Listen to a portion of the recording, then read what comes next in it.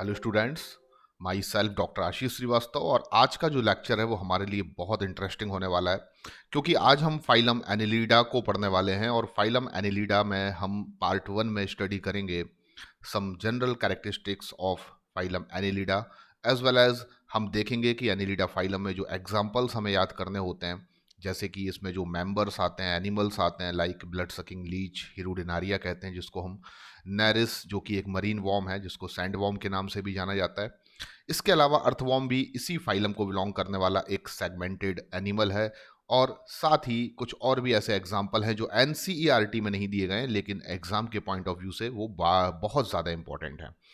तो phylum Annelida part 1 में मैं जो भी आपको बताने वाला हूं वो आपको बहुत ध्यान से सुनना है। इस लेक्चर को आखिरी तक आपको देखना है, क्योंकि ये आपके लिए बहुत इंटरेस्टिंग और बहुत फनी लेक्चर होने वाला है। आपको बता दूं कि एनिलिडा पार्ट 1 में मैं आपको कुछ भी बताऊं उससे पहले हम सबसे पहले डिस्कशन करेंगे उन 13 सुपर कैरेक्टरिस्टिक फीचर के बारे में जो हर फाइलम पर हम लिखने में कैपेबल हैं। अगर आपने मेरे प्रीवियस लेक्चर्स को नहीं देखा है, अगर आपने अभी तक मेरे चैनल को सब्सक्राइब नहीं किया है, तो सबसे पहले आप मेरे चैनल को सब्सक्राइब कीजिए, ताकि आपको इसी तरह बहुत फनी लेक्चर्स जो हैं वो लगातार देखने को मिलते रहें।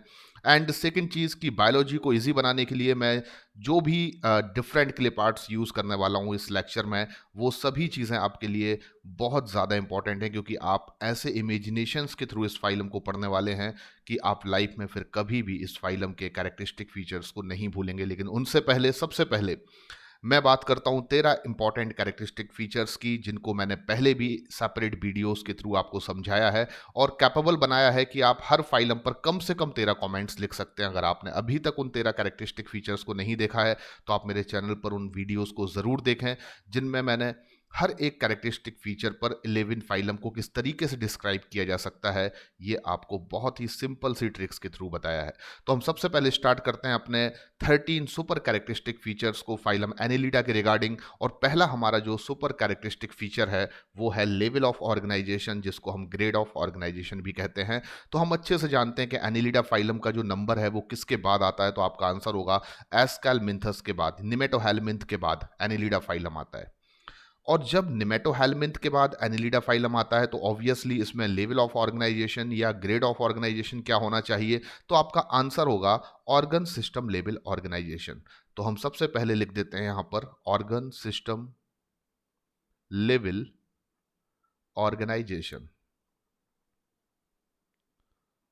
ठीक है, तो आपको पता होना चाहिए कि organ system level organisation organisation started from the Aschelminthes, और ये कब तक चलेगा, जब तक कि फाइलम खत्म नहीं हो जाते, यानी कि कॉर्डेटा तक।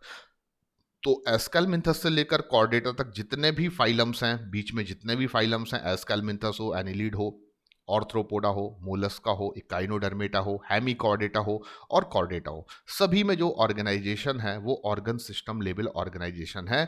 और हम सभी जानते हैं कि ऑर्गन सिस्टम लेवल ऑर्गेनाइजेशन एक बहुत एडवांस फीचर है जो कि एस्केलमिंथस से लेकर कॉर्डेट्स तक चलेगा। उससे पहले हम देखते हैं ऑर्गन लेवल ऑर्गेनाइजेशन होता है जो प्लेटीहेलमिंथस में केवल देखने को मिलता है। और उससे और पीछे हम चले जाते हैं तो सीलेंट्रेटा और टीनोफोरा में टिश्यू लेवल ऑर्गेनाइजेशन देखने को मिलता है। और सबसे पहला फाइलम मोस्ट प्रिमिटिव एनिमल्स जिसमें आते हैं, यानी कि पोरीफेरा, उसमें हमें सेलुलर लेवल ऑर्गेनाइजेशन देखने को मिलता है। तो लेवल ऑफ ऑर्गेनाइजेशन को लेकर आपके कंसेप्ट्स में बार बार क्लियर करता रहता हूं, क्योंकि नीट एग्जामिनेशन में किसी न किसी फाइलम को लेकर लेवल ऑफ ऑर्गेनाइजेशन पर बेस्ड क्वेश्चन पूछे जाते रहते हैं। तो पहला कैरेक्टरिस्टिक फीचर के बेसिस पर आपने डिफाइन कर दिया कि एनिलिड्स ऐसे एनिमल्स हैं जिनमें की organ system level organisation present होता है। चलिए सेकंड कैरेक्टरिस्टिक फीचर पर मैं आपसे डिस्कस करता हूं, बॉडी सिमेट्री। और हम सभी जानते हैं कि प्लेटीहेलमिंथस से लेकर कॉर्डेटा तक, यानी कि platyhelminthes, aschelminthes, annelids, arthropod, mollusc, echinodermata, hemichordata, chordata, यहां तक जितने भी फाइलम हैं, यानी कि प्लेटीहेलमिंथस से कॉर्डेटा तक, उनमें मोस्टली आपको देखने को मिलेगा। एक कोई एक्सेप्शनल केस हो सकता है, लेकिन बाकी जितने भी एनिमल्स हैं इन फाइलम्स में, उनमें बॉडी सिमेट्री जो है वो बाइलेटरल होती है। तो एनिलीड्स में भी बॉडी की जो सिमेट्री है वो बाइलेटरल बॉडी सिमेट्री हम यहां पर लिख सकते हैं। तो बॉडी सिमेट्री के बेसिस पर एनिलिडा फाइलम में आने वाले एनिमल्स कैसे होते हैं, बाइलेटरल बॉडी सिमेट्री रखते हैं। पूरा लिख देता हूं मैं, बाइलेटरल बॉडी सिमेट्री।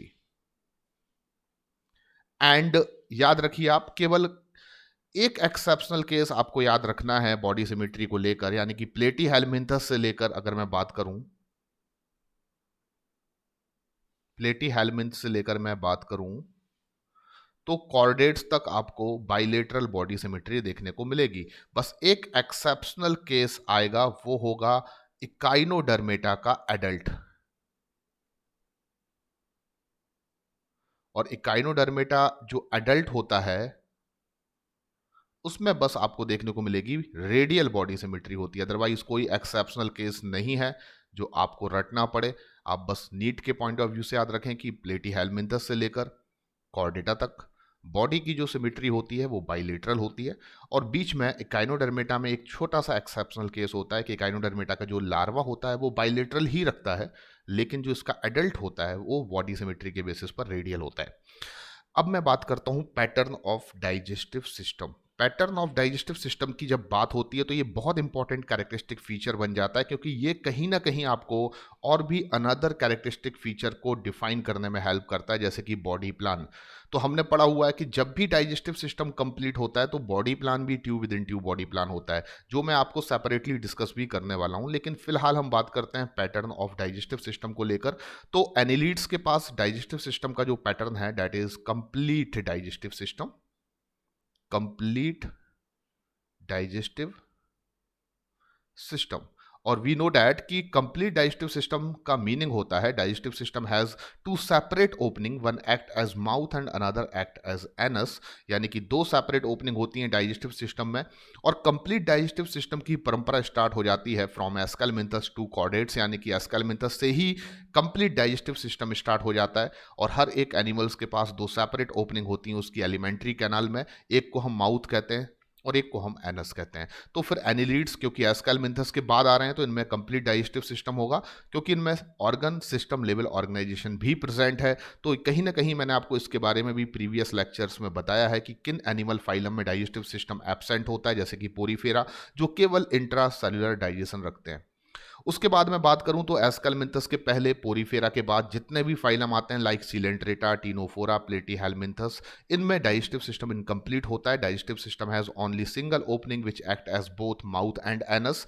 और यहां पर इनकम्प्लीट डाइजेस्टिव सिस्टम रखने वाले जो तीन फाइलम हैं यानी कि सिलेंट्रेटा, टीनोफोरा, प्लेटीहेल्मिंथस, उसमें से प्लेटीहेल्मिंथस में एक ऐसा एग्जाम्पल भी मैंने आपको बताया हुआ है जिसमें डाइजेस्टिव सिस्टम जो है वो एब्सेंट होता है, दैट इज द टीनिया, जिसको हम टेप वॉर्म भी कहते हैं। और ये प्लेटीहेल्मिंथस में आपको हमेशा याद रखना है कि टेप वॉर्म या टीनिया में डाइजेस्टिव सिस्टम जो है वो एब्सेंट होता है, इनके पास कोई भी इनकम्प्लीट डाइजेस्टिव सिस्टम नहीं होता है। बल्कि प्लेटीहेल्मिंथस अदर मेंबर्स जो मैंने आपको बताए हुए हैं टेप वॉर्म के अलावा, उन सभी में आपने देखा है कि जो डाइजेस्टिव सिस्टम है वो प्रेजेंट होता है और वो इनकम्प्लीट टाइप होता है।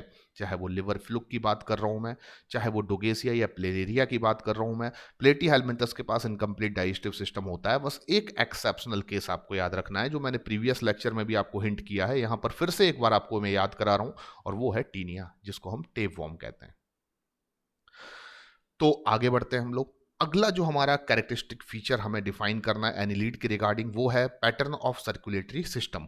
और पैटर्न ऑफ सर्कुलेटरी सिस्टम को लेकर मैं बात करूं तो हम सभी जानते हैं कि एनिलीड से ही सर्कुलेटरी सिस्टम स्टार्ट होता है। विच ऑफ द फर्स्ट फाइलम, कौन सा वो पहला फाइलम है जहां से सर्कुलेटरी सिस्टम स्टार्ट होता है, ये क्वेश्चन नीट में आ चुका है। तो आपको बता देता हूं एनिलीड से ही सर्कुलेटरी सिस्टम स्टार्ट होता है, यानी कि इनके पास सर्कुलेटरी सिस्टम प्रेजेंट है, क्योंकि एनिलीडा से लेकर कॉर्डेट्स तक सर्कुलेटरी सिस्टम जो है वो प्रेजेंट होता है। फिर मैंने आपको ये भी बताया कि एनिलीड्स में और कॉर्डेट्स में सर्कुलेटरी सिस्टम का जो टाइप है वो क्लोज टाइप है, यानी कि इनके पास क्लोज सर्कुलेटरी सिस्टम प्रेजेंट होता है। ये एक अनदर कमेंट आपको याद रखना है।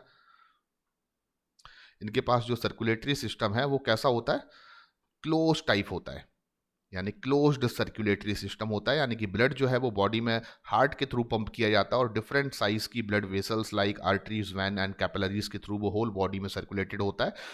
अब मैं आपको बता देता हूं कि एनिलीड्स के पास सर्कुलेटरी सिस्टम प्रेजेंट है और वो सर्कुलेटरी सिस्टम क्लोज है, लेकिन एक एक्सेप्शनल केस अब यहां पर आएगा जो आपने अभी तक नहीं देखा है, वो मैं आपको अब बताने वाला हूं। लीच, एनिलीड फाइलम में एक ऐसा एनिमल आता है जिसको आप लीच कहते हैं, यानी कि ब्लड सकिंग लीच भी कहा जाता है, जिसको हिरुडिनारिया भी कहते हैं। और मैं आपको बता देता हूं कि हिरुडिनारिया में ये एन है, हिरुडिनारिया में आपको बताऊं तो सर्कुलेटरी सिस्टम जो है वो एब्सेंट होता है या प्रेजेंट होता है? अगर आपसे क्वेश्चन पूछा जाता है तो वो प्रेजेंट होता है। सर्कुलेटरी सिस्टम तो प्रेजेंट होता है, लेकिन बाकी एनालिट्स की तरह वो क्लोज ना होकर कैसा होता है? ओपन सर्कुलेटरी सिस्टम होता है।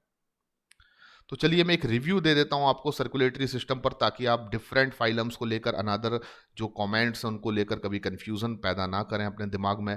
तो सबसे पहले याद रखिए, सर्कुलेटरी सिस्टम जो एब्सेंट होता है वो किन फाइलम्स में होता है? पोरीफेरा से लेकर एस्केलमिंथस तक सर्कुलेटरी सिस्टम पूरी तरह से एब्सेंट होता है, आप नोट कर लीजिए। सेकेंड इंपॉर्टेंट चीज कि एनिलीड्स से लेकर कॉर्डेट्स तक सर्कुलेटरी सिस्टम प्रेजेंट होता है, ये भी आप नोट कर सकते हैं। एनिलीड्स में और कॉर्डेट्स में सर्कुलेटरी सिस्टम क्लोज होता है। अगर मैं ऊपरी तौर पर बोलूं, एक्सेप्शनल केसेस को मैं यहां पर काउंट नहीं कर रहा हूं, तो मैं सीधा कह सकता हूं एनिलीडा में और कॉर्डेटा में, एनिलीडा एंड कॉर्डेट्स में सर्कुलेटरी सिस्टम जो होता है वो क्लोज होता है। एंड फोर्थ नंबर स्टेटमेंट मैं आपको दे रहा हूं कि एनिलीड्स से आगे बढ़े अगर हम, तो ऑर्थ्रोपोडा, मोलस्का, इकाइनोडर्मेटा और हेमिकॉर्डेटा में सर्कुलेटरी सिस्टम ओपन टाइप होता है। ये तो हो गई कुछ कॉमन बातें, लेकिन अब मैं एक्सेप्शनल केसेस को निकालकर अगर डिस्कस करूं, जो कि मोस्ट प्रोबेबल क्वेश्चंस होते हैं नीट एग्जामिनेशन में, तो मैं कहूंगा एनिलीड्स के पास सर्कुलेटरी सिस्टम क्लोज होता है। एक्सेप्शनल केस है लीच, जिसके पास सर्कुलेटरी सिस्टम ओपन होता है। अदरवाइज जितने भी एनिलीड्स हैं, लाइक आपको अर्थवॉर्म की बात करूं, नेरिस की बात करूं, सी माउस की, एफ्रोडाइट कहते हैं जिसको अपन, उसकी बात करूं, तो उनमें सर्कुलेटरी सिस्टम जो होता है वो क्लोज होता है। मोस्टली सभी एनिलीड्स में जो बोलूं है तो सर्कुलेटरी सिस्टम क्लोज होता है। एक्सेप्शनल केस है हमारे एग्जांपल्स में लीच। तो लीच के बारे में आपको ये चीज याद रखना है कि इसमें सर्कुलेटरी सिस्टम जो है वो ओपन टाइप है। अदरवाइज बाकी सभी एनिलीड्स में सर्कुलेटरी सिस्टम कैसा होता है? क्लोज। अगला स्टेटमेंट मैं आपको देता हूं कि सर्कुलेटरी सिस्टम के ऊपर जब हम बात करते हैं तो मोलस्क में सर्कुलेटरी सिस्टम ओपन टाइप होता है, लेकिन सिफेलोपोड ऐसे मोलस्क हैं, एडवांस मोलस्क हैं, जिनमें सर्कुलेटरी सिस्टम क्लोज टाइप होता है। यानी कि मोलस्क में केवल सिफेलोपोडा को आप छोड़ दें तो बाकी सभी मोलस्क में जो सर्कुलेटरी सिस्टम है वो ओपन टाइप है। केवल सिफेलोपोडा मोलस्क जो है उनके पास सर्कुलेटरी सिस्टम कैसा होता है? क्लोज्ड होता है। अब मैं कॉर्डेट्स की बात करूं तो कॉर्डेट्स के पास जनरल मीनिंग में बात करूं तो सर्कुलेटरी सिस्टम क्लोज टाइप होता है, लेकिन इस एक्सेप्शनली बात करूं तो यूरोकॉर्डेट्स जो सबसे ज्यादा इंपॉर्टेंट सब फाइलम है, क्योंकि ये इसलिए इंपॉर्टेंट बन जाता है क्योंकि इनके पास डेवलपमेंट भी इनडायरेक्ट है, इनके पास रेट्रोग्रेसिव मेटामॉर्फोसिस भी देखने को मिलेगा। साथ में सबसे इंपॉर्टेंट चीज जो यहां मैं बात कर रहा हूं सर्कुलेटरी सिस्टम की, तो कॉर्डेट्स में यूरोकॉर्डेट्स ऐसे होते हैं जिनमें सर्कुलेटरी सिस्टम जो है वो ओपन टाइप होता है। अदरवाइज जितने भी कॉर्डेट्स हैं, चाहे आप सब फाइलम के बेसिस पर बात करें या उनके अंदर आने वाली डिफरेंट डिवीजन या क्लासेस के लेकर बात करें, सभी कॉर्डेट्स में सर्कुलेटरी सिस्टम जो है वो क्लोज टाइप होता है। केवल एक एक्सेप्शनल केस है सब फाइलम यूरोकॉर्डेटा, जिसको ट्यूनिकेटा भी कहा जाता है। ठीक है ना? तो हमें फिलहाल इतना याद रखना है, एनिलीडा के रिगार्डिंग मैं आपसे बात कर रहा हूं कि एनिलीड्स में सर्कुलेटरी सिस्टम क्लोज होता है, लेकिन एक्सेप्शनल केस है लीच, ये आपको याद रखना है।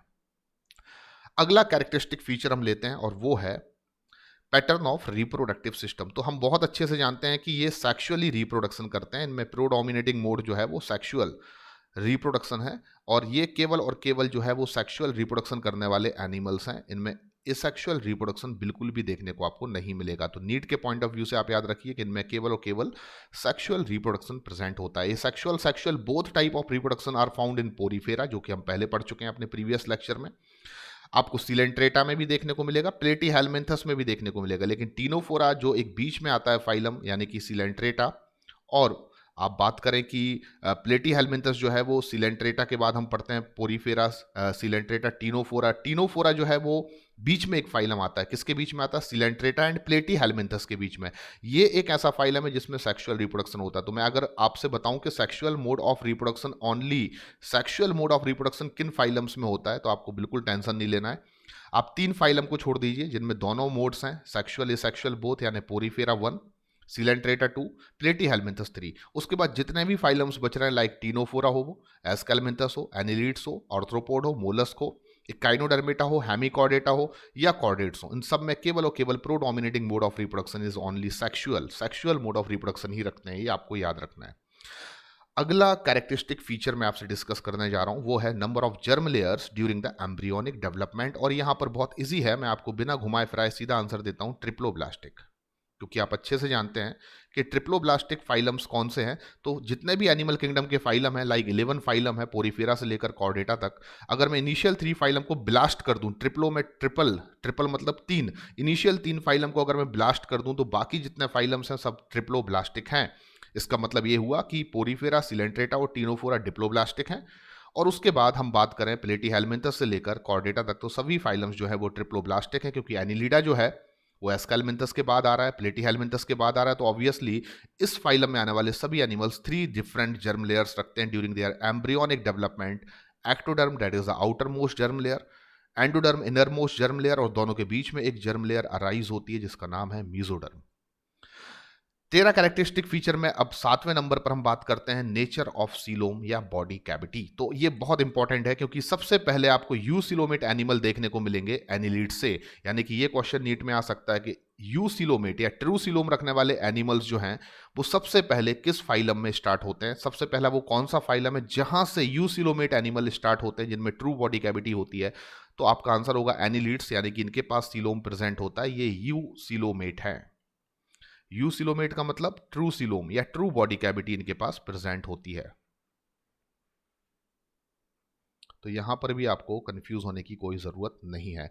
अब मैं बात करूं कि एनिलीड्स के जस्ट पहले जो फाइलम आता है यानी कि एस्केलमिन्थस, तो एस्केलमिन्थस में हम सभी जानते हैं कि उसमें स्यूडोसिलोमेट एनिमल्स आते हैं, वन एंड ओनली फाइलम जिसमें स्यूडोसिलोमेट एनिमल्स आते हैं जो ट्रिप्लोब्लास्टिक भी है यानी कि एस्केलमिन्थस। एंड एसिलोमेट ट्रिप्लोब्लास्टिक हम अगर बात करें तो one and only phylum that is the platyhelminthes, क्योंकि प्लेटीहेलमिन्थस के पहले जितने भी फाइलम है दे आर ऑल्सो एसिलोमेट, लेकिन उनमें जो जर्म लेयर्स हैं वो डिप्लोब्लास्टिक हैं।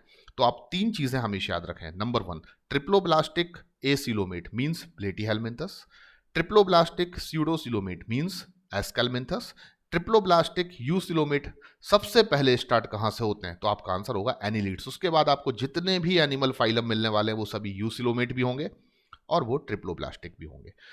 एंड 8 नंबर पर मैं आपसे डिस्कस करता हूं प्रेजेंस और absence of segmentation in the body. तो presence and absence of segmentation की बात यहां पर हो रही है, तो मैं आपको बता दूं कि जितने भी एनिलीड्स एनिमल हैं उनको सेगमेंटेड वॉर्म ही कहा जाता है, जो मैं आगे आपसे डिस्कस करने वाला हूं। इनकी सबसे बड़ी प्रॉपर्टी ही ये है कि ये मेटामेरिक सेगमेंटेशन रखते हैं। तो वो पहला फाइलम यही है एनिलीड्स जिनमें कि मेटामेरिक सेगमेंटेशन आपको देखने को मिलेगा, यानी इनमें ट्रू सेगमेंटेशन प्रेजेंट होता है। आगे मैं आपको इस पर और ज़्यादा लंबा डिस्कशन करने वाला हूं, पर फिलहाल आप यहां पर याद रखें इनमें ट्रू सेगमेंटेशन होता है या इनमें मेटामेरिज्म देखने को आपको मिलेगा। ठीक है ना, तो ये ट्रू सेगमेंटेशन रखते हैं या मेटामेरिक सेगमेंटेशन रखते हैं, ये आपको याद रखना है। अगली इंपॉर्टेंट चीज presence and absence of notochord. We know that the notochord is the exclusive feature of chordates only, केवल कॉर्डेट्स के पास ही आपको नोटोकॉर्ड देखने को मिलेगा। तो ऑब्वियसली अब हम कह सकते हैं कि यहाँ पर जो एनिलीडा हैं उनमें नोटोकॉर्ड पूरी तरह से एब्सेंट होती है, इसलिए इनको नॉन कॉर्डेट्स में कंसिडर किया जाता है। ठीक है ना। And monoecious and dioecious sex को लेकर जब बात होती है तो हम सभी जानते हैं कि पोरीफेरा, सिलेंट्रेटा, टीनोफोरा, प्लेटीहेलमिन्थस ऐसे फाइलम हैं जो प्योरली मोनोसियस होते हैं, यानी कि उनमें sexes are not separated. And हम अच्छे से जानते हैं कि वन एंड ओनली फाइलम जिसमें कि कुछ एनिमल्स मोनोसियस भी हैं, कुछ एनिमल्स डायोसियस भी हैं, यानी कुछ एनिमल उसी फाइलम के मोनोसियस हैं, कुछ एनिमल उसी फाइलम के डायोसियस है। One and only phylum that is the Annelida. तो एनिलीडा जो है वो वन एंड ओनली फाइलम है जिसमें आपको दोनों वैरायटी के एनिमल्स देखने को मिलेंगे। Some animals are monoecious and some animals are dioecious, यानी आपको इसमें मोनोसियस भी देखने को मिलेंगे एंड आपको इसमें डायोसियस भी देखने को मिलेंगे। अब मैं अगर आपको बताऊं एग्जाम्पल के साथ कि ऐसे कौन से एनिलीड्स हैं जो मोनोसियस होते हैं, यानी कि जिनमें सेक्सेस आर नॉट सेपरेटेड, तो मैं आपको एग्जाम्पल दे सकता हूं अर्थवॉर्म, और हमने अपने निमोनिक्स में भी पढ़ा है कि annelid ears not separated by nurse. तो annelids ear not separated by nurse जो मेरे प्रीवियस लेक्चर में एक निमोनिक्स है, वहां पे अनिल फॉर एनिलीडा था, ईयर्स फॉर अर्थवॉर्म था, not separated means monoecious, sexes are not separated, and nurse में एनयूआर फॉर नैरिस था और एसी फॉर सेपरेटेड था। तो डायोसियस का एग्जांपल मैं क्या दे सकता हूं, नैरिस, जो हमने पहले से ही पढ़ रखा है। ठीक है ना, तो डायोसियस का एग्जांपल नैरिस याद रखें, मोनोसियस का एग्जांपल अर्थवॉर्म याद रखें। अब एनसीईआरटी में टोटल एनिलीडा के 3 एग्जांपल हैं, एक लीच है यानी कि हिरुडिनारिया, एक अर्थवॉर्म है जिसको फेरेटेमा कहते हैं, एक नैरिस है जिसको हम सैंडवॉर्म भी कहते हैं। इन तीनों में से आपको याद रखना पड़ेगा कि कौन सा एनिमल मोनोसियस है, कौन सा एनिमल डायोसियस है। तो 2 तो हमने याद रख लिए, पर एक बच रहा है, वो है लीच यानी हिरुडिनारिया। तो आप याद रखिए कि हिरुडिनारिया यानी लीच जो है वो भी एक मोनोसियस एनिमल है। तो ये मैंने आपको एडिशनली यहाँ पर एक नई चीज बता दी है कि दो एनिमल्स जो एनसीईआरटी के एग्जांपल हैं, earthworm and leech, they are monoecious जिनमें sexes are not separated. And one example जो एनसीईआरटी का है मरीन एक एनिलीड्स जिसका नाम है नेरिस, जो कि डायोसियस है जिसमें सेक्सेस जो है वो पूरी तरह से सेपरेटेड है। तो मोनोसियस एंड डायोसियस सेक्स के बारे में मैंने आपको बता दिया है, इसमें आपको कोई कंफ्यूजन नहीं होना चाहिए। तो मैं यहाँ पर फिर से एक बार लिख देता हूँ, मोनोसियस का एग्जाम्पल आपको याद रखना है earthworm and Leach, and dioecious का आपको एग्जाम्पल याद रखना है नेरिस। अगला body plan, that is a very important characteristic feature, क्योंकि अभी तक हम बॉडी प्लान को बहुत ही मजाक में लेते आए थे। अभी तक हमने बॉडी प्लान को लेकर केवल इतना बताया कि there are three types of body plan in different animals of animal kingdom. एक तो सेल एग्रीगेट्स था जो कि केवल पोरीफेरा में पाया जाता है। दूसरा बॉडी प्लान जो मैंने आपको अभी तक बताया वो था ब्लाइंड सैक, जो उन सभी एनिमल्स में होता है जिनमें डाइजेस्टिव सिस्टम इनकम्प्लीट होता है।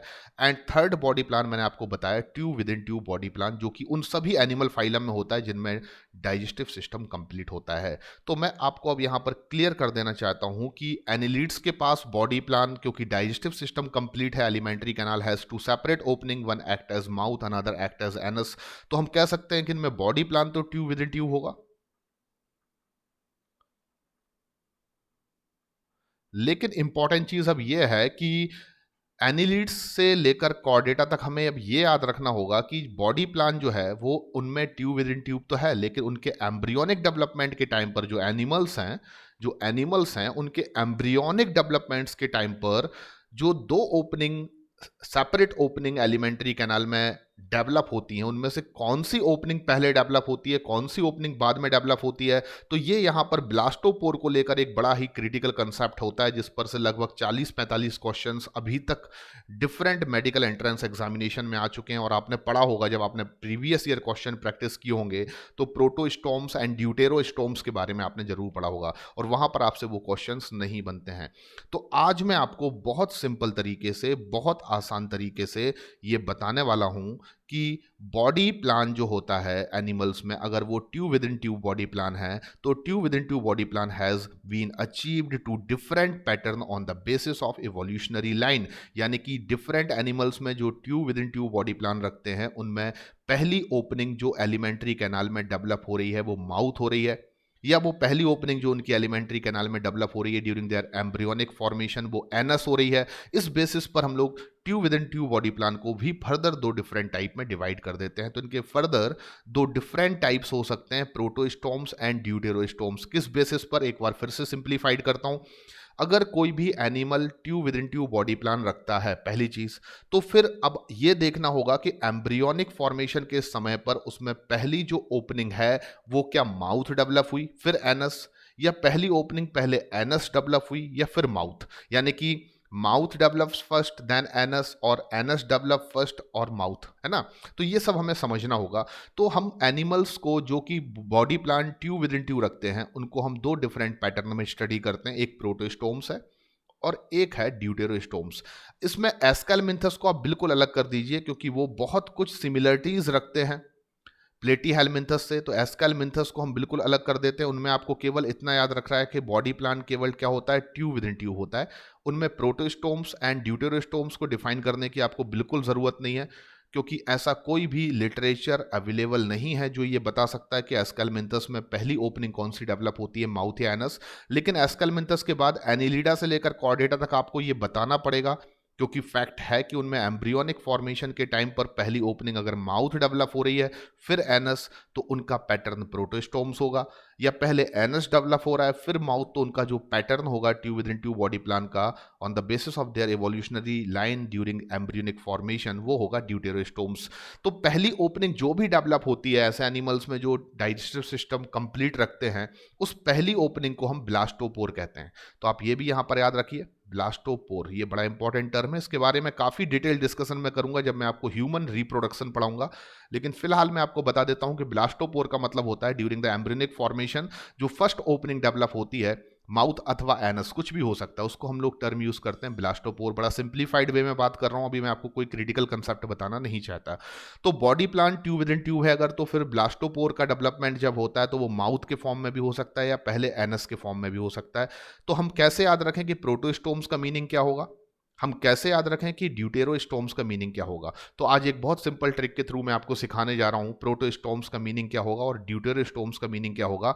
जब भी आप अपने एग्जामिनेशन पेपर में देखेंगे कि प्रोटोस्टोम्स लिखा हुआ है, तो आप प्रोटोस्टोम्स किससे स्टार्ट हो रहा है? From P.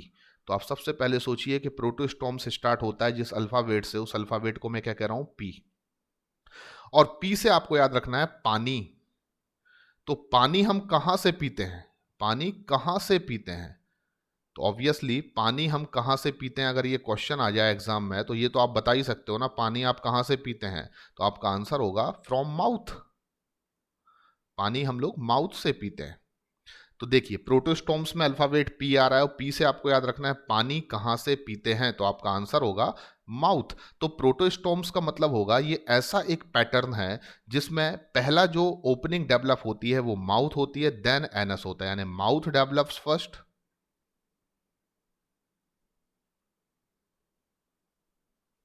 Then anus. तो प्रोटोस्टोम्स ऐसा पैटर्न है जिसमें माउथ पहले डेवलप होगा as a blastopore, then develop होगा एनस। तो प्रोटोस्टोम्स में आप कैसे याद रखेंगे? पी से। पी मतलब पानी कहाँ से पीते हैं? पानी आप माउथ से पीते हैं। तो mouth develop first then anus. ठीक है, ये चीज समझ में आ गई आपको। अब आपको सीखना है कि ड्यूटेरोस्टोम्स के बारे में। तो मैं आपको फिर यहाँ पर एक सिंपल सा कंसेप्ट बता देता हूँ। ड्यूटेरोस्टोम्स में क्या आ रहा है? डी। और डी से आपको याद रखना है कि दस्त कहाँ से लगते हैं। देखो थोड़ा सा फनी है पर क्या करें, बायोलॉजी में ये सब चीज़ें हमें पढ़ना होती हैं। दस्त कहाँ से लगते हैं? तो हमारे ख्याल से ये भी आप सभी को अच्छे से पता है कि दस्त कहाँ से लगते हैं। तो आपका आंसर होगा फ्रॉम एनस।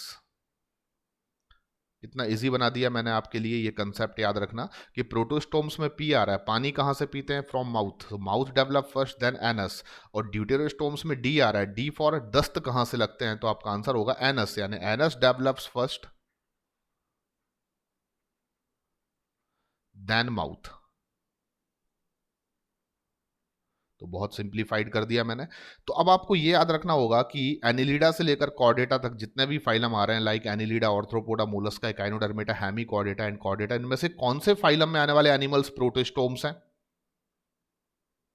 और कौन से फाइलम में आने वाले एनिमल्स जो हैं वो ड्यूटेरोस्टोम्स हैं? तो भाई पानी कहाँ से पीते हैं से आपने ये तो याद रख लिया कि माउथ से पीते हैं, तो माउथ डेवलप होगा फर्स्ट देन एनस होगा। अब हमें ये याद रखना है कि कौन से ऐसे फाइलम्स हैं जो प्रोटोस्टोम्स हैं। Tube within tube body plan तो रखते हैं पर वो प्रोटोस्टोम्स हैं। तो पानी कौन पीता है? भाई पानी कहाँ से पीते हैं? तो आपने आंसर दिया माउथ से। पानी कौन पीता है? तो आपका आंसर होगा अनिल और मोलू पीता है। अनिल और मोलू। तो अनिल और मोलू जो है वो पानी पीते हैं। पानी कहाँ से पीते हैं? मुंह से पीते हैं। पानी कौन पीता है? तो आपको याद रखना अनिल और मोलू। और अनिल से याद रखना है आपको, जो कि प्रीवियस निमोनिक्स में भी मैंने यूनिवर्सली अनिल का मतलब एनिलिडा बताया है। तो अनिल फॉर एनिलिडा। और का मतलब मैंने आपको ऑर्थ्रोपोडा बताया है। पहले भी मैंने अपने जो निमोनिक्स यूज किए हैं उनमें यूनिवर्सलिटी है। और मोलू का मतलब आप जानते हैं, मैंने आपको हमेशा मूलस का बताया है। तो पानी कहाँ से पीते हैं? माउथ से, यानी कि mouth develop first then anus. Then पानी कौन पीता है? तो आपने आंसर दिया अनिल और मोलू, यानी कि एनिलिडा, ऑर्थ्रोपोडा और मोलस्का। ये तीन वो फाइलम हैं जिनमें प्रोटोस्टोम्स पैटर्न प्रेजेंट होता है, यानी कि इनमें पहले जो ब्लास्टोपोर के फॉर्म में डेवलप होगी ओपनिंग वो माउथ होगी, और देन डेवलपमेंट किसका होगा? अगली ओपनिंग का, जिसको हम एनस कहते हैं। चलिए अब आपको ये याद भी रखवाना पड़ेगा मुझे कि ड्यूटेरोस्टोम्स कौन से ऐसे फाइलम हैं जिनमें पहले ब्लास्टोपोर के फॉर्म में एनस का डेवलपमेंट होता है, यानी कि पहली ओपनिंग एनस डेवलप होती है, देन उनमें माउथ डेवलप होता है। तो दस्त लगने से आपने याद रखा, दस्त कहाँ से लगते हैं से आपने याद रखा एनस। अब मैं आपको पूछ रहा हूँ एक और क्वेश्चन कि दस्त किसको लगते हैं? तो डेफिनेटली दस्त एक खराब चीज़ है, डायरिया कहते हैं जिसको अपन। तो दस्त कहाँ से लगते हैं, डायरिया कहाँ से लगते हैं? तो आपका आंसर होगा कि एनस। तो anus develop first then mouth, ये तो आपने याद रख लिया। अब दस्त किसे लगते हैं? जैसे पानी कौन पीता है? तो आपने आंसर याद रखा अनिल और मोलू। अब दस्त किसे लगते हैं? तो आप बोलेंगे एक हेल्दी चोर को। एक हेल्दी चोर को। तो दस्त किसे लगते हैं? एक हेल्दी चोर को। एक हेल्दी चोर, क्योंकि आप चोर जो है वो अच्छा काम तो कर नहीं रहा है, चोरी कर रहा है, तो उसको डेफिनेटली वो हेल्दी है, उसको दस्त लगने चाहिए जिससे कि वो कमजोर हो जाए, वीकनेस आ जाए। तो एक हेल्दी चोर को दस्त लगते हैं। तो एक से आपको याद रखना है इकाइनोडर्मेटा। जो पहले भी एक का मतलब मैंने आपको हमेशा इकाइनोडर्मेटा ही बताया है।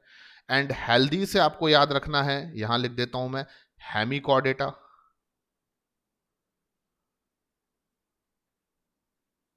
एंड चोर ऑलवेज चोर का मतलब मैं आपको बताता आ रहा हूँ, पहले भी मैंने बोला अनिल एक्सटर्नल इंटरनल चोर, जहां पर चोर का मतलब कॉर डेटा था, यहां पर भी चोर का मतलब क्या है, कॉर डेटा।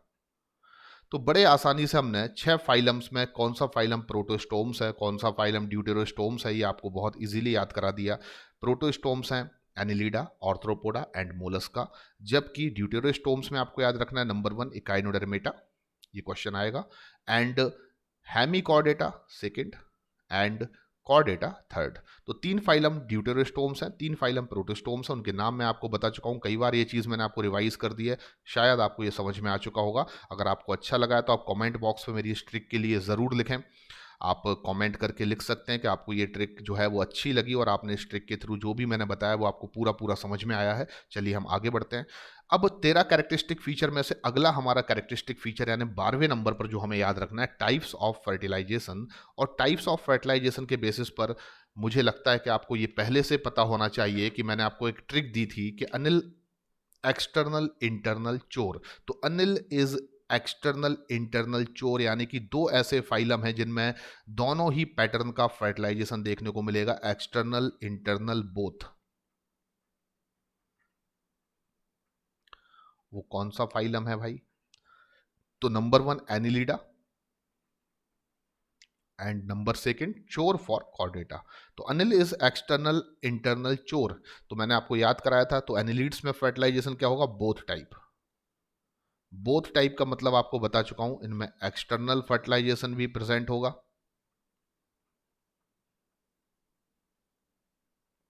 और इनमें कुछ एनिमल्स ऐसे भी होंगे जिनमें इंटरनल फर्टिलाइजेशन देखने को मिलेगा।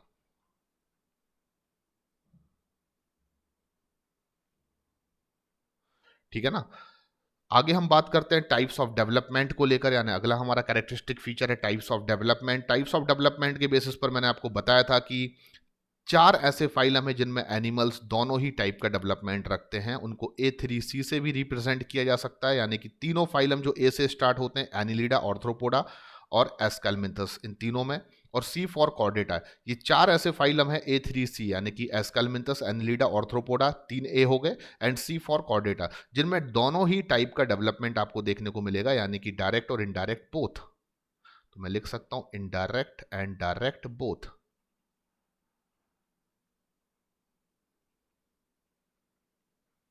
और यहां पर अब आपको याद रखना है कि इनडायरेक्ट और डायरेक्ट डेवलपमेंट दोनों आपको देखने को मिलेंगे एनिलीड्स में, लेकिन इनडायरेक्ट डेवलपमेंट रखने वाला एनिलीड का एग्जाम्पल अगर आपसे एग्जाम में पूछा जाता है, जो कि बिल्कुल आ सकता है, तो आपको याद रखना है कि इसमें नेरिस आएगा। ठीक है ना? और आपको आगे बताऊंगा कि नेरिस इनडायरेक्ट डेवलपमेंट रखता है, साथ भी इसमें लार्वल स्टेजेस होती है, क्योंकि जब भी डेवलपमेंट इनडायरेक्ट होगा तो उसमें लार्वल स्टेजेस जरूर होंगी, और नेरिस के लार्वा को हम ट्रोकोफोर भी कहते हैं, जो मैं आगे डिस्कस करूंगा। डायरेक्ट डेवलपमेंट की बात की जाए तो आप बाकी के 2 एग्जाम्पल को प्लेस कर सकते हैं यहाँ पर, यानी कि आप लिख सकते हैं अर्थवॉर्म एंड आप लिख सकते हैं लीच। तो इनमें डेवलपमेंट क्या होता है, डायरेक्ट होता है। ठीक है ना? तो इनडायरेक्ट डायरेक्ट डेवलपमेंट को लेकर आपको बिल्कुल भी कंफ्यूज नहीं होना है, मैंने आपको बता दिया दोनों टाइप की डेवलपमेंट्स आपको एनिलिडा में देखने को मिलेंगे। 3 एग्जांपल एनसीईआरटी में दिए गए हैं, नेरिस में डेवलपमेंट इनडायरेक्ट है, अर्थवॉर्म और लीच में डेवलपमेंट जो है वो डायरेक्ट होता है। आगे इस पर और भी काफ़ी कुछ डिस्कशन मैं पार्ट 2 में करूंगा। फिलहाल आप अभी तक 13 कैरेक्टरिस्टिक फीचर कंप्लीट कर चुके हैं और आई होप कि आपने इन 13 कॉमेंट्स को बड़े अच्छे से नोट किया होगा।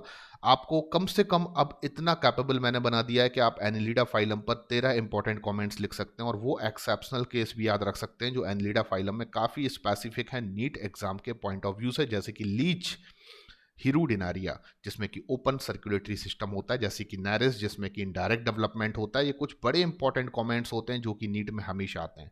अब मैं बात करता हूं द टर्म एनिलिडा के बारे में। Term annelida basically derived from the annulus, and annulus का मतलब होता है लिटिल रिंग्स। तो जब भी आपने अर्थवॉर्म को देखा होगा, जैसे तो आपको यहाँ पर एक ग्राफिक्स के थ्रू ही अर्थवॉर्म में दिखा रहा हूँ, पर आपको मैं यहाँ बता देता हूँ, जब भी अर्थवॉर्म को आपने देखा होगा, आपने उस अर्थवॉर्म की बॉडी पर बहुत सारे ऐसे लिटिल रिंग लाइक स्ट्रक्चर देखे होंगे।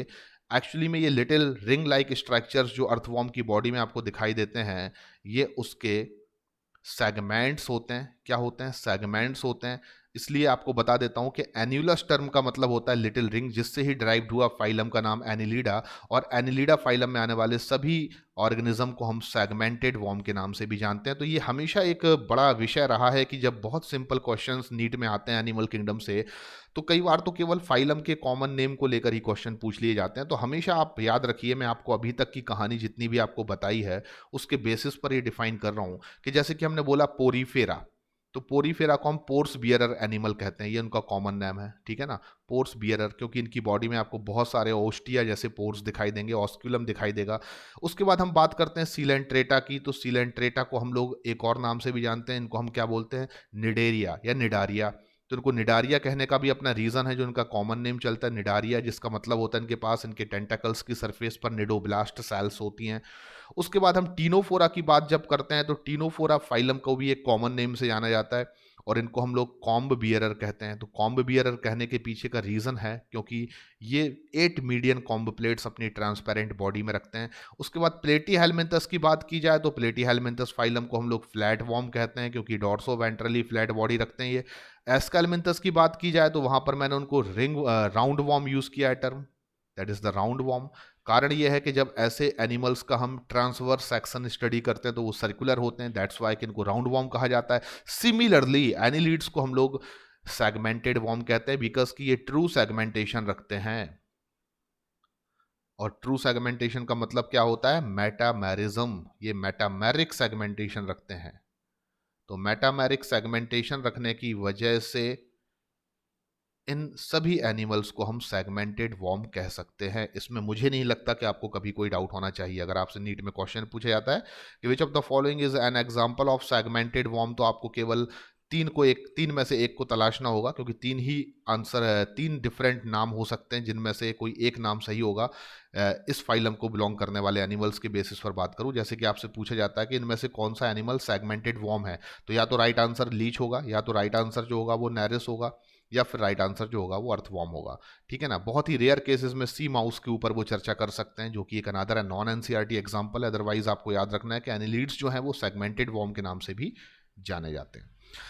अब जो क्वेश्चंस नीट में देखे गए हैं वो मैं आपको बता देता हूं। हैबिटाट को लेकर कई बार क्वेश्चंस आए हैं कि जो एनिलीड्स हैं उनके हैबिटेट या हैबिटाट के बारे में आपको बात करूं तो बहुत बार ऐसे हैं जो क्वेश्चंस आए हैं। आपको याद रखना होगा कि लास्ट फाइलम में मैंने आपको एकदम स्पष्ट तरीके से बताया था एस्केलमिंथस की, जब मैं आपसे बात कर रहा था कि फाइलम एस्केलमिंथस में एनिमल्स जो होते हैं वो 50% अप्रॉक्सीमेट मैं बात करूं तो 50% तक मैंने आपको बताया हुआ था कि जो एनिमल्स हैं वो फ्री लिविंग है, और 50% जो एनिमल्स हैं वो एंडोपैरासाइट्स हैं। ठीक है ना।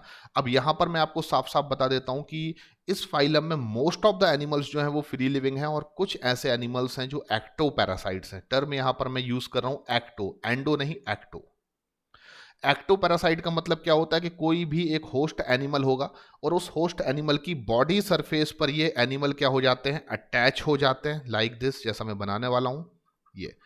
तो शरीर के बाहर उसकी बॉडी सरफेस पर एनिमल्स अटैच हो जाते हैं और ब्लड को सक करते हैं, ब्लड सकिंग करते हैं। ऐसे पैरासाइट्स को हम एक्टो पैरासाइट्स कहते हैं, जो एनिमल बॉडी की बाहरी सतह पर, आउटर सरफेस पर चिपक कर अपनी ग्रोथ रिप्रोडक्शन करते हैं और उस एनिमल से नरिशमेंट ऑब्टेन करते हैं, उसके ब्लड को सकिंग करके। तो हिरोडीनिया करके क्लास ही बना दी गई है एनिलीड्स में, एक क्लास है जिसका नाम है हिरोडीनिया, जिसमें आने वाले सभी एनिमल्स जो हैं वो एक्टो पैरासाइट्स हैं, और ब्लड सकिंग लीच भी इसी में आती है, जिसको हिरोडिनारिया कहा जाता है। तो आपको बता दूं कि 3 ऐसे फाइलम में आपको हैबिटेट में याद रखना है। हैबिटेट से पहले आपको ये याद रखना है, जैसे Platyhelminthes mostly endoparasite, some are free living, ये स्टेटमेंट है एनसीईआरटी का। उसके बाद एस्केलमिंथस में आपको लिखना है दे आर 50%, आप याद रखें 50% approximate free living and 50% are endoparasites, यानी कि they may be endoparasites और फ्री लिविंग, ये एनसीईआरटी ने लिखा हुआ है, तो मैं क्या कंसीडर कर लेता हूं, 50-50%। और जब हम एनिलिडा की बात करते हैं तो साफ तौर पर लिखा हुआ है most of the free living and some of the ectoparasites. तो उसमें मोस्टली फ्री लिविंग्स हैं जो किसी भी प्रकार के पैरासिटिक फॉर्म में नहीं प्रेजेंट होंगे, पर कुछ ऐसे एनिमल्स भी आते हैं फाइलम एनिलीड्स में जो कि एक्टो पैरासाइट्स हैं, यानी कि होस्ट की बॉडी की आउटर सरफेस पर चिपक कर अपनी ग्रोथ करते हैं, न्यूट्रिशन ऑब्टेन करते हैं। अब आपको मैं एक और कंफ्यूजन सॉल्व कर देता हूं। जब भी आप बोलते हैं कि जो फाइलम है उसमें आने वाले animals free living and endo parasites हैं, तो देखो एंडो पैरासाइट्स होंगे तो डेफिनेटली वो होस्ट की बॉडी के अंदर होंगे। लाइक लिवर फ्लूक की बात करूं तो वो लिवर में होगा। हम टीनिया या टेपवॉर्म की बात करें तो स्मॉल इंटेस्टाइन की इलियम पोर्शन पर चिपक कर वो अपनी ग्रोथ करेगा। तो जब भी पैरासाइट एंडो होते हैं तो फिर उसमें आप एक्वाटिक या टेरिस्ट्रियल टर्म यूज नहीं करते, आप केवल उनको क्या कंसीडर करते हैं, एंडो। क्योंकि वो चाहे एक्वाटिक एनिमल की बॉडी के अंदर ग्रोथ कर रहे हो या टेरिस्ट्रियल एनिमल की बॉडी के अंदर ग्रोथ कर रहे हो, अल्टीमेटली हैं वो बॉडी के अंदर, इसलिए ना तो वो टेरिस्ट्रियल माने जाएंगे ना वो एक्वाटिक। लेकिन अगर कोई पैरासाइट एक्टो पैरासाइट है, यानी कि वो बॉडी के बाहर अपनी चिपक कर ग्रोथ कर रहा है और वो जिस होस्ट बॉडी की सतह पर चिपक कर अपनी ग्रोथ कर रहा है, अगर वो होस्ट एनिमल एक्वाटिक है तो फिर ऐसे पैरासाइट को आप एक्वाटिक एक्टोपैरासाइट कह सकते हैं। या फिर वो एनिमल होस्ट जिसकी बॉडी की आउटर सरफेस पर ही चिपक कर अपनी ग्रोथ कर रहे हैं, अगर वो टेरिस्ट्रियल एनिमल है तो फिर आप ऐसे पैरासाइट को टेरिस्ट्रियल एक्टोपैरासाइट कह सकते हैं, क्योंकि वो ultimately animal body host body के अंदर नहीं बाहर चिपक रहा है। वो एनिमल जो है होस्ट अगर वो पानी में है तो फिर ये पैरासाइट भी एक्वाटिक कंसिडर्ड किए जा सकते हैं। अगर वो एनिमल जो होस्ट है अगर वो टेरिस्ट्रियल है तो फिर ये पैरासाइट भी टेरिस्ट्रियल कंसीडर्ड किए जा सकते हैं। दैट इज द रीजन कि एनसीईआरटी ने यहां पर साफ साफ लिखा हुआ है कि एनिलिडा फाइलम में आने वाले animals various type of habitat रखते हैं, हैबिटेट रखते हैं। जैसे कि नंबर 1 कि वो एक्वाटिक हो सकते हैं, पर इसका मतलब ये नहीं कि वो एक्वाटिक होंगे तो वो हमेशा फ्री लिविंग होंगे। एक्वाटिक होने के साथ वो पैरासिटिक भी हो सकते हैं। वो टेरिस्ट्रियल हो सकते हैं, तो ये यहाँ पर मैं बिल्कुल मेंशन नहीं करूंगा कि वो टेरिस्ट्रियल होंगे तो हमेशा ही फ्री लिविंग होंगे। कुछ ऐसे एग्जांपल भी हो सकते हैं जो टेरिस्ट्रियल होने के साथ पैरासिटिक हों, क्योंकि दे आर एक्टो पैरासाइट। बार बार मैं आपको ये चीज़ हिंट कर रहा हूँ।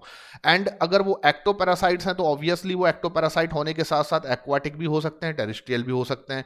एंड अगर वो फ्री लिविंग है तो ऑब्वियसली वो एक्टो पैरासाइट नहीं हो सकते, पर वो एक्वाटिक या टेरिस्ट्रियल हो सकते हैं। This is the very important concept for this phylum. आपको ये चीज़ हमेशा याद रखना है। अब मैं इसको डिफाइन करने जा रहा हूं कि अगर मान लीजिए एनिलिडा फाइलम में आने वाले एनिमल्स एक्वाटिक हैं तो वो डेफिनेटली मरीन भी हो सकते हैं, फ्रेश वाटर भी हो सकते हैं, यानी बहुत ज़्यादा वेरिएशन है हैबिटेट को लेकर। सबसे पहली चीज़ आप याद रखिए कि अगर मान लीजिए एनिलिडा फाइलम में आने वाला एनिमल एक्वाटिक है और वो एक्वाटिक है और वो समुद्र में रहता है, सी वाटर में रहता है, ओशन में रहता है, यानी कि वो मरीन है, तो उसका एग्जाम्पल आपको याद रखना है नेरिस। तो यहां पर मैं सबसे पहले आपको बता देता हूं कि एक मरीन एक्वाटिक, मरीन है तो एक्वाटिक ऑब्वियसली होगा, एक मरीन एनिलिड का एग्जांपल अगर आपसे पूछा जाए तो आपका आंसर क्या होगा, नेरिस। लेकिन साथ में मैं अगर फ्री लिविंग की बात करूं तो यहां पर भी मैं प्लेस किसको कर सकता हूं, नेरिस को। तो मैं अब क्या बोल सकता हूं कि नेरिस एक ऐसा एनिलिड है जो फ्री लिविंग मरीन एनिलीड है। फ्री लिविंग मरीन एनिलीड, यानी कि ये पैरासिटिक बिल्कुल नहीं है।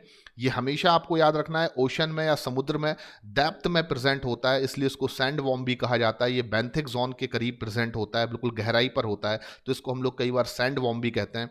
इसको क्लैम वॉर्म भी कहा जाता है। ये सब चीज़ें मैं आगे भी डिस्कस करूंगा। तो फिलहाल मैंने दो जगह पर नेरिस को प्लेस किया। एक तो ये एक्वाटिक एनिमल है, एक्वाटिक में ये मरीन एनिमल है, साथ में ये फ्री लिविंग भी है। तो दोनों कैटेगरीज में किसको डाल दिया मैंने, नेरिस को।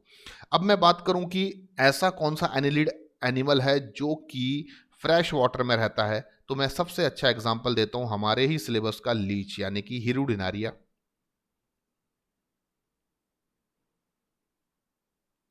ब्लड सकिंग लीच या हिरुडिनारिया जो है वो फ्रेश वाटर में रहने वाला एक एनिलिड्स है, लेकिन आपको याद रखना है कि ये एक एक्टोपैरासाइट्स भी है। तो यहां पर भी मैं किसको प्लेस कर देता हूं, लीच को, यानी हिरुडिनारिया को। अब मैं आपसे बात करूं कि टेरिस्ट्रियल यानी कि लैंड में रहने वाला कौन सा एक एनिलिड एग्जाम्पल है, तो मैं आपको यहां पर लिख सकता हूं फेरेटेमा, जिसको हम कॉमनली क्या बोलते हैं, अर्थवॉर्म। ठीक है ना। तो अर्थवॉर्म क्या है, एक टेरिस्ट्रियल एनिमल है, लेकिन याद रखिए ये फ्री लिविंग में भी आ जाएगा क्योंकि ये कोई भी किसी भी टाइप से पैरासिटिक नहीं है।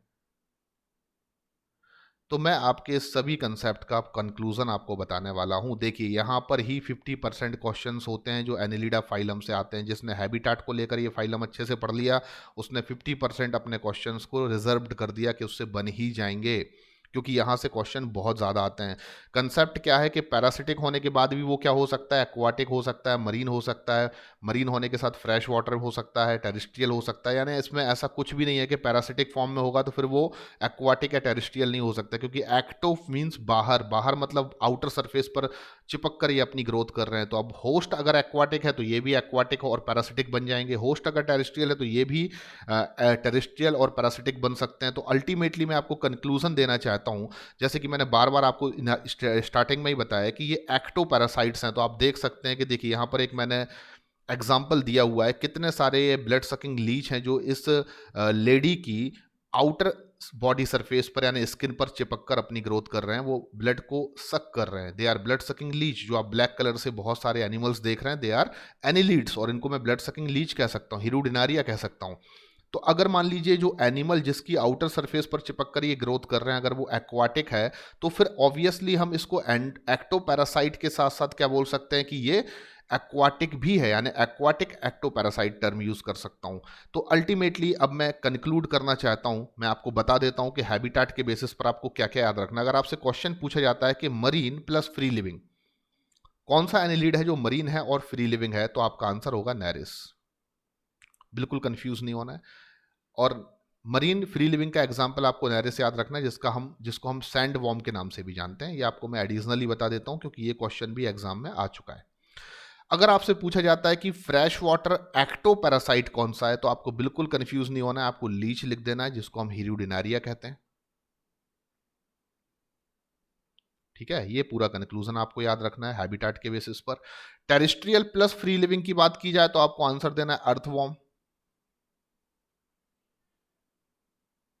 और अगर आपसे पूछा जाता है कि ओनली एक्टोपैरासाइट्स इनमें से कौन सा एनिलीड है, तो आपको केवल एक ही एग्जांपल याद रखना है, वो है लीच, जिसको मैं फिर से बता देता हूं, हिरुडिनारिया कहा जाता है। आगे चलकर मैं आपको ये एग्जाम्पल भी याद कराने वाला हूँ। अगर आपको नेरिस, लीच, अर्थवॉर्म ये सब नाम याद नहीं हो रहे हैं, तो मैं आपको आगे ऐसे भी कुछ ट्रिक्स बताने वाला हूँ जिससे आपको ये सभी के सभी एनिलीड फाइलम में आने वाले एनिमल्स के नाम आसानी से याद हो जाएंगे। तो यहाँ तक की चीज़ें मैं आपको डिस्कस कर चुका हूँ, आपको बहुत केयरफुली बता चुका हूँ। जो जो कमेंट्स वो बहुत इंपॉर्टेंट हैं एनिलिडा फाइलम को लेकर। अब हम बहुत इंटरेस्टिंग स्टोरी पर बात करने वाले हैं। अब मैं आपको सिखाने वाला हूँ ऐसी एक ट्रिक के थ्रू बहुत सारे नाम जो एनिलिडा फाइलम के एग्जाम्पल हैं। यानी कि अब हम आपको trick to learn examples of Annelida पर बात करने वाले हैं। तो यहाँ पर अब बहुत इंटरेस्टिंग कहानी आने वाली है। आप वीडियो पर लगातार देखते रहिए। इस वीडियो को आपको बिल्कुल देखना बंद नहीं करना है, आप कंटिन्यूअसली इस वीडियो को आखिरी तक देखिए, क्योंकि बहुत सारी फनी चीज़ें इस वीडियो में मैंने आपको दिखाने के लिए डिज़ाइन कर रखी हैं। तो trick to learn example of annelids की जब बात होती है, तो चलो हम अपनी पुरानी स्टोरी पर जाते हैं। इससे पहले मैंने आपको एक फाइलम पढ़ाया था, इसका नाम था एस्केलमिंथस। क्या नाम था? एस्केलमिंथस। और वहां पर भी मैंने आपको एग्जाम्पल ऑफ एस्केलमिंथस को एक स्टोरी के थ्रू याद कराया था। आपको याद होगा कि वो स्टोरी क्या थी। उस स्टोरी में एक विलन था और एक हीरोइन थी। मैंने आपको बोला था कि इस स्टोरी में विलेन और हीरोइन है, हीरो का रोल नहीं है। लेकिन आज एनिलिडा के एग्जाम्पल को याद कराने के लिए जो स्टोरी मैं आपको सुनाने जा रहा हूं, उसमें हीरो भी है और हीरोइन भी है। तो एनिलिडा के एग्जाम्पल को सुनाने से, याद कराने से पहले जो स्टोरी मैं आपको बता रहा हूं, उसमें एक लड़का है जिसको मैं हीरो बोल रहा हूं, और ऑब्वियसली जो इसके साथ एक लड़की आपको दिख रही है, ये इस स्टोरी की हीरोइन है। आपको बता दूं कि हीरो और हीरोइन जो इस स्टोरी में है, वो एक लड़का और लड़की हैं। दोनों की उम्र काफ़ी कम है और ये दोनों अपनी इस कम उम्र में एक दूसरे से प्यार कर बैठते हैं। यानी कि लड़के को लड़की से क्या हो जाता है? प्यार। और लड़की को लड़के से क्या हो जाता है? प्यार।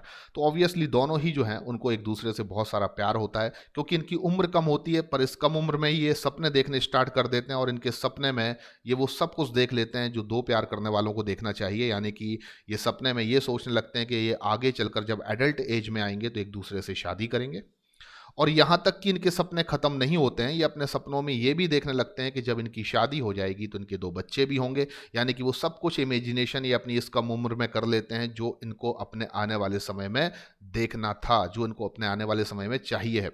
तो इस स्टोरी में आपने देखा कि एक लड़का है, एक लड़की है, जिनकी उम्र कम है, दोनों को आपस में प्यार हो जाता है। वो दोनों सपने देखना स्टार्ट कर देते हैं कि आगे चलकर वो शादी करेंगे, उनके बच्चे होंगे, और आगे चलकर शादी करेंगे, बच्चे होंगे, इसके लिए अभी समय बहुत सारा बाकी है, क्योंकि इसके लिए उनको एडल्ट होना बहुत ज़रूरी है। तो फाइनली समय गुजरता जाता है, धीरे धीरे चलकर वो दोनों लड़के और लड़की जो हैं वो एडल्ट एज में पहुंच जाते हैं, जवान हो जाते हैं, और फाइनली वो दोनों लोग डिसाइड करते हैं कि अब हमें अपने घर वालों से बात करना चाहिए हमारी शादी के बारे में। तो लड़की भी अपने घर वालों से बात करने के लिए अपने आप को प्रिपेयर्ड कर लेती है, और लड़का भी अपने घर वालों से शादी के लिए बात करने के लिए अपने आप को तैयार कर लेता है। लड़की अपने घर वालों को बताती है कि मैं किसी एक लड़के से बहुत प्यार करती हूँ और मैं उससे शादी करना चाहता हूँ। हालांकि फैमिली थोड़ा सा पहले गुस्सा होती है, पर फाइनली उस लड़की की जो फैमिली होती है वो उसके साथ एग्री हो जाती है, और इमोशनली वो सभी लोग जो है काफ़ी खुश हो जाते हैं और वो लड़की की शादी को लेकर एंजॉय करते हैं। यानी कि वो सभी लोग चाहते हैं कि हाँ, लड़की को जिस भी लड़के से प्यार है उससे उसकी शादी होना चाहिए। ऐसा ही होता है लड़के के साथ भी। लड़का भी अपनी फैमिली वालों से बात करता है कि वो किसी लड़की को बचपन से बहुत प्यार करता है और आज वो बड़ा हो चुका है और वो उस लड़की से शादी करना चाहता है। तो फाइनली उस लड़के के घर वाले भी शुरुआत में थोड़ा गुस्सा दिखाते हैं, लेकिन फाइनली लड़के के घर वाले भी इस शादी को लेकर एग्री हो जाते हैं। तो अभी तक की कहानी मैंने आपको जो बताई है वो आपको फिर से एक बार समझा देता हूँ। कहानी में क्या था, एक लड़का होता है जिसका नाम हीरो है, और एक लड़की होती है जो इस कहानी की, इस स्टोरी की हीरोइन है। दोनों की उम्र कम होती है, पर आपस में दोनों को एक दूसरे से काफ़ी प्यार हो जाता है। वो सपने देखना स्टार्ट कर देते हैं कि बड़े होकर वो शादी करेंगे, उनके बच्चे होंगे। जब वो बड़े हो जाते हैं तो वो सोचते हैं, डिसाइड करते हैं कि उन्हें अपने घर वालों से, अपनी फैमिली से शादी को लेकर बात करना चाहिए। लड़की अपने घर वालों से शादी को लेकर बात करती है और उसके घर वाले तैयार हो जाते हैं, शादी को लेकर काफ़ी खुश होते हैं। लड़का भी अपने घर वालों को बताता है कि वो बचपन के अपने इस प्यार से शादी करना चाहता है, और लड़के के घर वाले भी इस शादी को लेकर तैयार हो जाते हैं। सब कुछ बहुत अच्छा जा रहा होता है। फाइनली वो दिन आ जाता है जब शादी होने वाली होती है, और शादी के उस दिन लड़का बहुत खुश होता है कि आज उसकी शादी होने वाली है, आज वो दूल्हा बनने वाला है। फाइनली इस समय आता है कि लड़के वाले जो हैं वो बारात लेकर लड़की के घर जाना स्टार्ट कर देते हैं। यानी कि बारात का टाइम भी आ चुका होता है, लड़का घोड़ी पर चढ़ जाता है और वो बारात लेकर लड़की के घर जाने वाला होता है। रास्ते में काफ़ी डांस करता है वो घोड़ी के ऊपर, लेकिन जब वो बारात लेकर घोड़ी के ऊपर सवार होकर लड़की के घर जा रहा होता है जहाँ पर शादी है, तभी एक लड़के का दोस्त, यानी कि हीरो का दोस्त, हीरो कौन है यहाँ पर, दूल्हा हमारा, तो हीरो का दोस्त होता है, वो उसको कान में एक चीज़ बताता है, वो ये कि जिस लड़की से आप शादी करने जा रहे हैं उस लड़की को कोरोना हो गया है। तो ये यहाँ पर इस कहानी का एक बहुत बड़ा टर्निंग पॉइंट आ चुका है, इस स्टोरी का बहुत बड़ा टर्निंग पॉइंट आ चुका है कि जब लड़का बारात लेकर लड़की के घर जा रहा होता है, यानी कि फेरे होने वाले होते हैं, फेरे का टाइम बिल्कुल करीब होता है, शादी का टाइम बिल्कुल करीब होता है, उससे थोड़े पहले ही उस लड़के का दोस्त जो होता है वो उस दूल्हे को, उस हीरो को बता देता है कि लड़की को कोरोना हो गया है। और ये बात जानकर कि लड़की को कोरोना हो गया है, जो हीरो होता है हमारा इस कहानी का दूल्हा, वो काफ़ी घबरा जाता है, और वो फाइनली ये डिसाइड करता है कि अब वो लड़की के साथ फेरे नहीं लेगा। यहाँ तक कि वो ये डिसाइड कर लेता है कि फेरे का टाइम आने से पहले ही वो लड़की को छोड़कर चला जाएगा। तो फाइनली लड़के ने डिसाइड किया कि भले ही हम बारात लेकर लड़की के घर तक आ गए, लेकिन फेरे होने से पहले मैं यहाँ से भाग जाऊंगा, यानी फेरे के टाइम में यहाँ पर नहीं रहूंगा, मैं लड़की को छोड़कर भाग जाऊंगा। तो फाइनली दूल्हे का ये डिसीजन हो जाता है, हमारे हीरो का ये डिसीजन हो जाता है कि वो फेरे के टाइम से पहले ही लड़की को छोड़कर भाग जाएगा। और यही करता है, वो घोड़ी से उतरता है और वो उस शादी से इनकार कर देता है और फेरे के पहले ही लड़की को छोड़कर चला जाता है। जब ये लड़की को पता चलता है कि लड़का फेरे के पहले ही उसको छोड़कर चला गया, यानी कि वो शादी से दूर भाग रहा है केवल इसलिए कि उसको कोरोना हुआ है, तो लड़की जो है वो बहुत ज़्यादा उदास हो जाती है, बहुत ज़्यादा डिप्रेस हो जाती है, परेशान हो जाती है। और अल्टीमेटली मैं बात करूं तो इस पूरी स्टोरी का जो टाइटल होना चाहिए वो क्या होना चाहिए, तो मैं इस पूरी स्टोरी को ख़त्म करने के बाद इसका टाइटल आपके सामने रखता हूं कि हीरो फेरे के टाइम नहीं था। अगर इस स्टोरी का आपको टाइटल देना होगा तो आप क्या टाइटल देंगे? हीरो फेरे के टाइम नहीं था, क्योंकि हीरो फेरे के पहले ही लड़की को छोड़कर भाग गया था, क्योंकि लड़की को कोरोना हुआ था और लड़का डर गया था कि अगर वो उससे शादी कर लेता है तो उसको भी कोरोना हो जाएगा। तो हीरो फेरे के टाइम नहीं था, ये हमारे लिए काफ़ी इंपॉर्टेंट सेंटेंस है जो कि इस स्टोरी का टाइटल है, जो आपको लाइफ टाइम याद रखना है। और हीरो से आपको याद रखना है हीरू डिनारिया। हीरो फेरे के टाइम नहीं था मैं, हीरो से आपको याद रखना हीरू डिनारिया। और हम अच्छे से जानते हैं हीरू डिनारिया का मतलब होता है लीच, और एनसीईआरटी ने इसको ब्लड सकिंग लीच भी बोला हुआ है।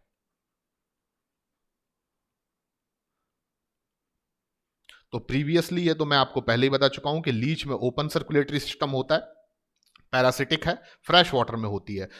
और हीरो का मतलब यहां पर हीरोडिनारिया है, यानी कि लीच। तो पहला एग्जांपल एनिलीडा का आपने याद रख लिया, हीरो से हीरोडिनारिया। अब फेरे के टाइम, ये पूरा का पूरा मैं 3 वर्ड्स ले लेता हूं, फेरे के टाइम, और उसमें हिंदी के वर्ड को मैं अलग कर देता हूं। तो फेरे के टाइम में, फेरे टाइम से आपको याद रखना है, फेरे के टाइम में, फेरे टाइम से आपको याद रखना है फेरेटिमा। और फेरेटिमा जो है वो किसका साइंटिफिक नेम है, तो आपका आंसर होगा अर्थवॉर्म का। तो फेरेटिमा मतलब अर्थवॉर्म होता है। तो दूसरा एग्जाम्पल भी आपने बड़े आसानी से याद रख लिया, फेरे के टाइम में, फेरे टाइम से फेरेटिमा, और फेरेटिमा मीन्स अर्थवॉर्म। और नहीं था में, नहीं से आपको याद रखना है, था यहां पर सपोर्टिंग हिंदी का लेटर मैंने ले रखा है, नहीं से आपको याद रखना है नैरिस। और हम सभी जानते हैं कि मरीन एनिलीड का एग्जाम्पल है नैरिस, जो कि फ्री लिविंग भी है और उसको सैंडवॉर्म भी कहा जाता है।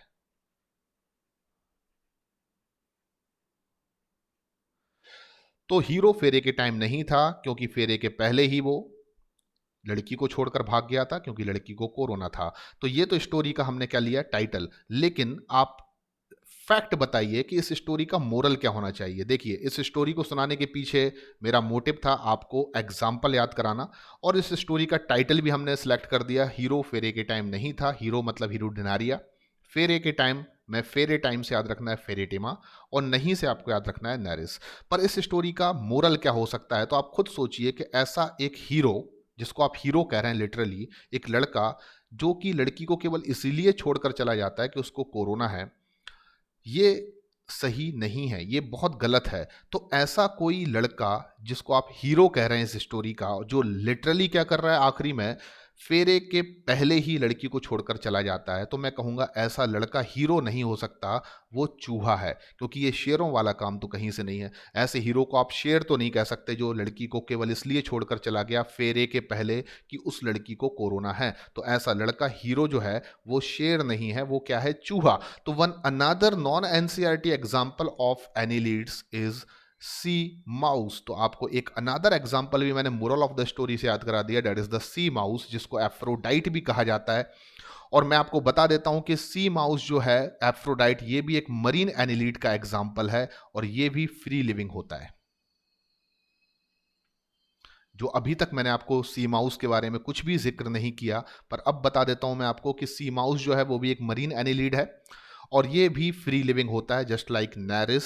तो यहां पर आपको एक नॉन एनसीईआरटी एग्जांपल इसलिए याद रखना है क्योंकि सी माउस को लेकर लगभग 3 से 4 बार ऐसे क्वेश्चंस आ चुके हैं जो एनिलीड फाइलम को बिलोंग करते थे, पर एनसीईआरटी में एफ्रोडाइट या सी माउस का जिक्र नहीं होने की वजह से हम इस एग्जाम्पल को मिस कर देते हैं। तो आपको केवल एक नॉन एनसीईआरटी एग्जाम्पल क्या याद रखना है, सी माउस। तो पूरी चीजें आपको मैंने समझा दी हैं। एक लड़के और लड़की की स्टोरी के थ्रू, लड़का हीरो है जो लड़की को फेरे के पहले छोड़कर चला जाता है, यानी हीरो फेरे के टाइम नहीं था, हीरो फॉर हीरो डिनारिया। फेरेटिमा, फेरे टाइम से याद रखना है, नहीं से नैरे से याद रखना है। और ऐसा लड़का जो मोरल ऑफ स्टोरी में हीरो बना हुआ है हमारी स्टोरी में, उस मोरल ऑफ स्टोरी में हम याद रख सकते हैं कि ऐसा लड़का जो लड़की को फेरे के पहले छोड़कर चला जाता है, वो हीरो शेर नहीं हो सकता, वो क्या होगा, चूहा। और चूहा से आपको याद रखना है sea mouse, that is the aphrodite. और ये क्लिप आर्ट मैंने आपके लिए प्रिपेयर की हुई है, देखिए हीरो को मैंने चूहा बना रखा है ना। तो सी माउस आपको याद रखना है किससे, कि वो हीरो जो है वो शेर तो नहीं हो सकता, ऐसा काम करने के बाद वो क्या होगा, चूहा होगा। तो आपने याद रखा सी माउस। और एफ्रोडाइट इसका एक और अनदर कॉमन नेम चलता है, या इसको हम साइंटिफिक नेम भी कह सकते हैं। तो आपको टोटल कितने एग्जाम्पल ऑफ एनिलीड्स याद रखना है, मैं आपको सीधा सीधा बता देता हूं लेक्चर को खत्म करने से पहले। आपको याद रखना है नंबर 1 एग्जाम्पल, जिसका नाम है हिरुडिनारिया। हिरुडिनारिया एक ब्लड सकिंग लीच को कहा जाता है।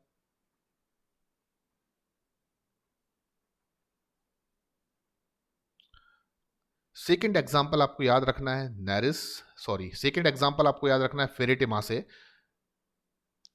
फेरे के टाइम से फेरेटिमा, और इसका मतलब आपको याद रखना है अर्थवॉर्म। थर्ड एग्जाम्पल आपको याद रखना है नहीं से नैरिस, और इसको सैंडवॉर्म भी कहा जाता है। और आखिरी में ऐसा हीरो जो है वो शेर नहीं हो सकता, वो चूहा होगा, से आपको याद रखना है सी माउस, जिसे एफ्रोडाइट भी कहा जाता है। अब आपको अगर एडिशनल इन्फॉर्मेशन को कंक्लूड कर दूं मैं, तो मैं पहले ही बता चुका हूं ये फ्रेश वाटर में रहने वाला है और एक्टोपैरासाइट है। अर्थवॉर्म की बात करूं तो मैं कह सकता हूं ये टेरेस्ट्रियल है एंड फ्री लिविंग है। नेरिस की बात करूं तो ये मरीन है प्लस फ्री लिविंग है। और one another non NCERT example sea mouse Aphrodite को लेकर बात करूं तो ये भी मरीन है एंड नेरिस की तरह ये भी फ्री लिविंग है। तो आई होप कि आपने काफ़ी एंजॉय किया होगा इस लेक्चर को। अगर आपको ये लेक्चर बहुत ज़्यादा अच्छा लगा, आपने इसमें जो भी एग्जांपल्स मैंने आपको जिस भी सिंपल ट्रिक के थ्रू याद कराया, अगर वो सब आपको बहुत ज़्यादा पसंद आए हैं तो चैनल को सब्सक्राइब करना मत भूलिए, वीडियो को आप लाइक करना मत भूलिए और आप अपने कमेंट्स जो हैं वो कमेंट बॉक्स पर ज़रूर लिख सकते हैं। Thank you very much.